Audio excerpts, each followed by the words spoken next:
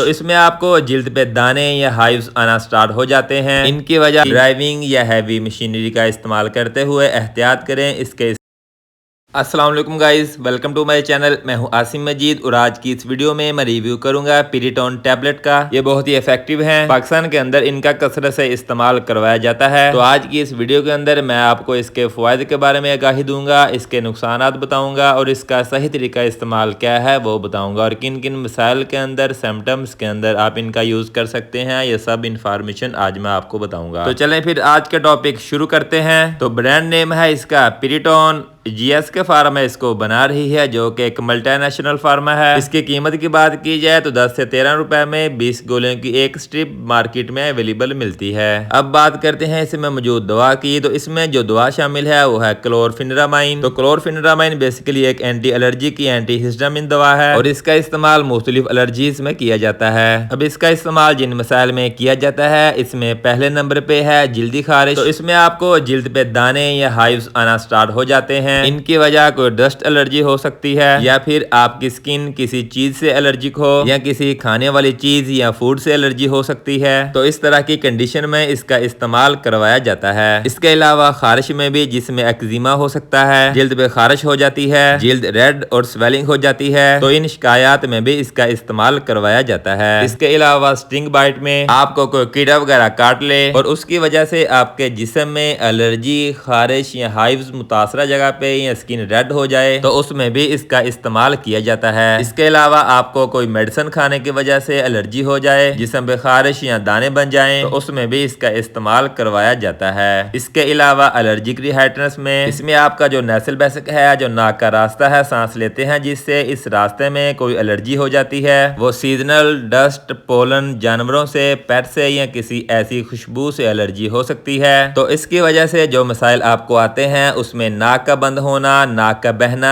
نزلہ، زکام، چھینکیں آنا، آنکھوں سے پانی بہنا۔ اس کے علاوہ آپ کے گلے میں، ناک میں یا آنکھوں میں خارش ہو سکتی ہے۔ ان علامات کو ہے فیور بھی کہا جاتا ہے۔ اس کے علاوہ آپ کو گلے میں، ناک کے پیچھے سے کیرا بھی گر سکتا ہے، جس کو ہم پوسٹ نیزل ڈرپ بولتے ہیں۔ تو اس طرح کی سب شکایات میں اس کا استعمال کیا جاتا ہے۔ اس کے علاوہ آنکھوں کی الرجی میں، آنکھوں میں خارش ہونا، سویلنگ ہونا، ریڈ ہونا، ان میں خارش ہوتی ہے اور درد ہوتی ہے، تو اس طرح کے مسائل میں بھی اس کا استعمال کروایا جاتا ہے۔ اس کے علاوہ گلے کی الرجی، چھاتی کی الرجی یا پھر نزلہ، زکام یا کھانسی کی شکایات میں بھی دوسری ادویات کے ساتھ اس کا استعمال کروایا جاتا ہے۔ اب بات کر لیتے ہیں اس کے نقصانات یا سائیڈ ایفیکٹس کی۔ تو اس میں آپ کو نیند یا غنودگی ہو سکتی ہے، سر بھاری ہو سکتا ہے، سر درد ہو سکتا ہے، منہ خشک ہو سکتا ہے، منہ کا ذائقہ چینج ہو سکتا ہے، یا پھر تھکاوٹ فیل کر سکتے ہیں، قبض کی شکایت ہو سکتی ہے، نظر دھندلا سکتی ہے، الٹی متلی کی کیفیت ہو سکتی ہے، یا پھر پیشاب زیادہ آ سکتا ہے، یا پھر بی پی ہائی ہو سکتا ہے۔ تو اس طرح کے نقصانات دیکھنے میں ملتے ہیں۔ اب بات کرتے ہیں اس کے طریقہ استعمال کی۔ تو ڈرائیونگ یا ہیوی مشینری کا استعمال کرتے ہوئے احتیاط کریں۔ اس کے استعمال کے بعد اگر عمومی خوراک کی بات کی جائے تو 6 سے 12 سال کے بچوں کے لیے آدھی گولی دن میں 3 دفعہ صبح، دوپہر، شام استعمال کروائی جا سکتی ہے۔ 12 سال سے اوپر اور بالغ افراد میں اس کی 4 mg کی ایک